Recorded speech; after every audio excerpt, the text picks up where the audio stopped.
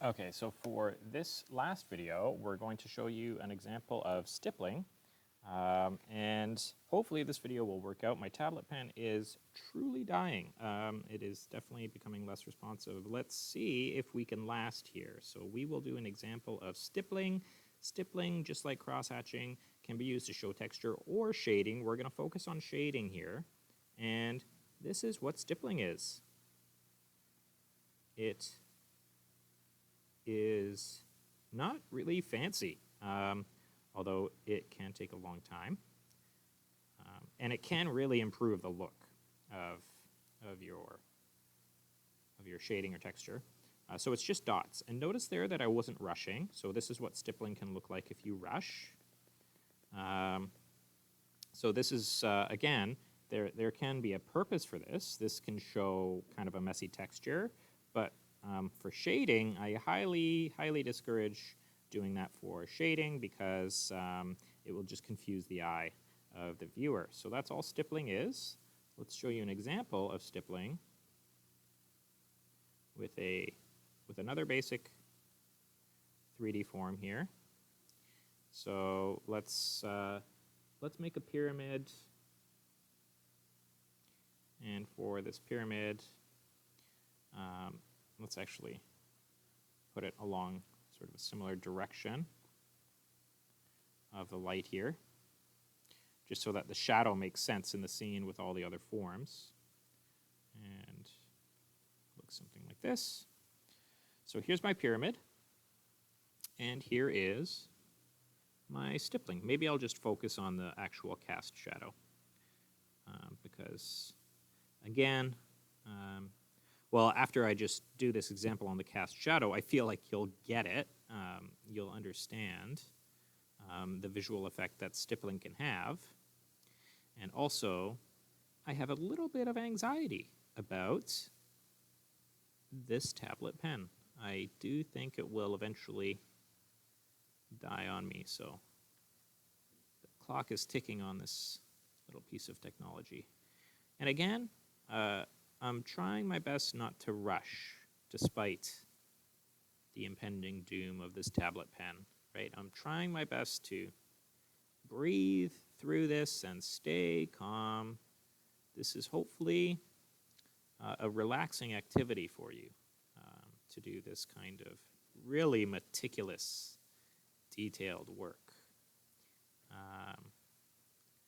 And again, stippling, it's different than cross-hatching, and I think it's visually appealing in a different way, but it's different but equal. I really enjoy the look of stippling on certain pieces of art. It kind of gives like a little, I don't know, it's like a fanciful, light-hearted look.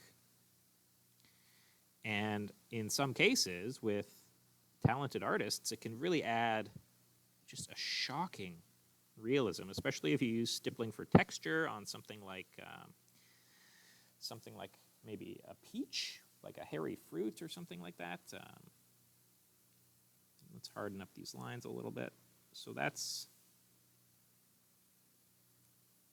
and let me maybe undo that. Where's my little undo? There we go. That was not a good line. There we go. That's a little bit better. So hardening up these lines a little bit just to make them a little bit more clear. That's my cast shadow. Let's change the eraser to just a small eraser and get rid of that little bit there. That's still on stroke. There we go. Whoops. And so that's what stippling looks like. Now, I think that's enough to show you, basically, the effect of stippling. But if you wanted, you could also try to use this stippling to shade the darker face of this 3D form.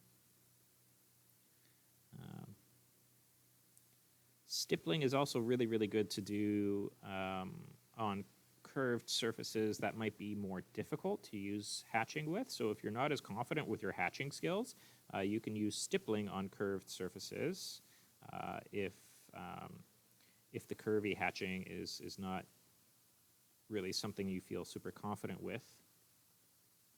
So I'll just stop there. And harden up these lines a bit. And feel free to experiment with this as much as you want. Remember, these aren't going to be finished products. They're really just sketches, and they're meant to be sketches, right? They're not meant to be... what you do in your sketchbook isn't necessarily meant to be a finished product, although sometimes with a particular experiment or exercise, you might genuinely get carried away and turn it into something truly beautiful, which is, of course, always nice. It's always nice when you start with something. It's always nice when you start with something that you're just kind of playing around with, and it turns into maybe one of your favorite projects. And look at me, just lying to myself, just saying that I would stop. This tablet pen is really going a lot further than I thought it would. So let's all just count our lucky stars that this tablet pen is really giving us our money's worth here. Okay, so that's what stippling can do for shading. Again, you can have different preferences. That's for sure. And just seeing if I have more life in this tablet pen, I'm going to take advantage of this, and I'm going to show you an example of texture. So let's show you an example of adding some texture, maybe like some wood grain. And it doesn't have to be perfect. There should be some element of randomness in here. And gosh, the glide of this tablet pen is really different than the kind of feedback you get from like a piece of paper. So this really takes some getting used to. So feel free to really experiment with different lines for wood grain. Wood grows in all sorts of strange ways and in all sorts of strange directions. Maybe there's a little knot there. And I encourage you to kind of embrace that randomness, that seeming randomness that wood grain can have. So, by the way, this is an example of texture.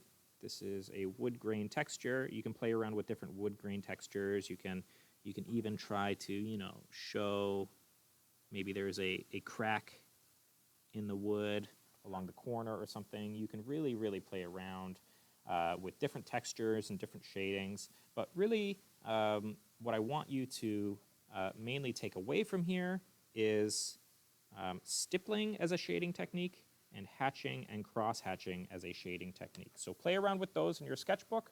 Hopefully you learned a little something, and we will see you either Thursday or Friday.